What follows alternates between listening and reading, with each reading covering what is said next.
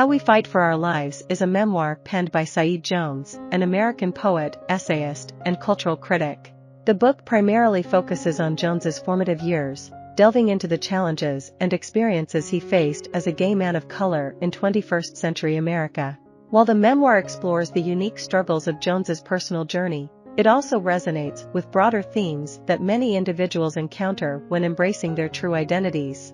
These themes transcend societal barriers and shed light on the uphill battles faced by those striving for self-acceptance in a world seemingly opposed to their existence.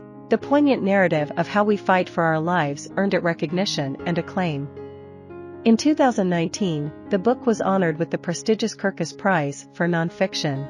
It was also celebrated by esteemed publications such as The Washington Post, The New Yorker, Time, National Public Radio, and O, who all recognized it as one of the standout books of the year. The memoir opens in 1988, with a serendipitous encounter that alters the course of 12-year-old Saeed's life. Growing up in a modest apartment in Louisville, Texas, raised by his hardworking single mother, Saeed finds himself in the midst of his adolescent years as he finishes 6th grade. Amid conflicting emotions of attraction and disdain towards two fellow boys in his building, he stumbles upon a book on his mother's shelf, a copy of James Baldwin's novel, Another Country. As Saeed flips through its pages, he discovers a Polaroid hidden within.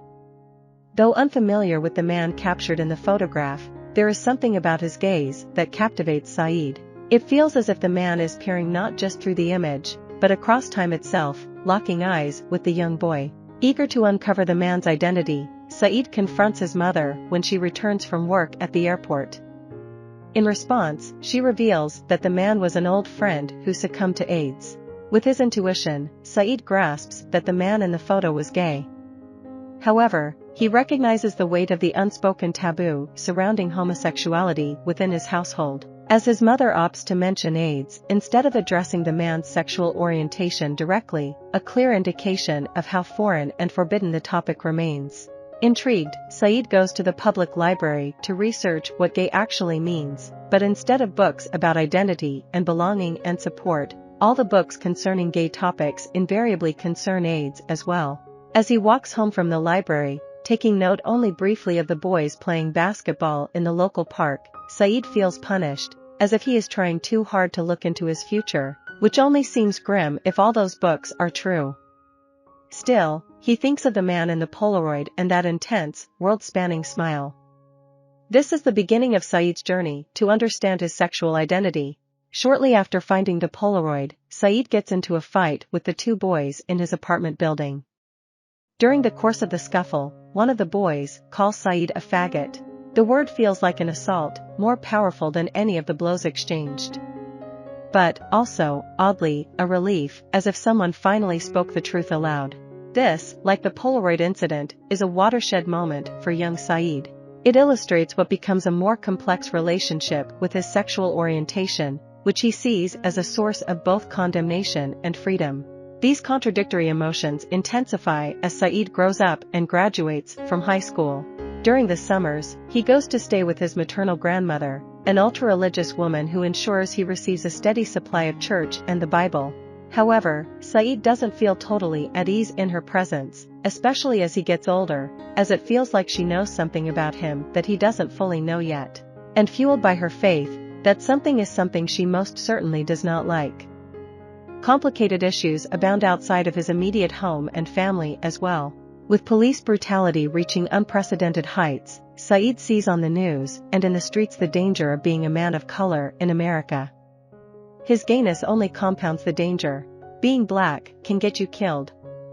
In his powerful memoir, the author expresses the harrowing reality that being gay, particularly as a black gay boy, can lead to life-threatening consequences. Faced with this grim truth, he learns to fight tenaciously for his own survival. His battle extends beyond personal struggles, encompassing a system that suppresses the potential of single mothers like his own.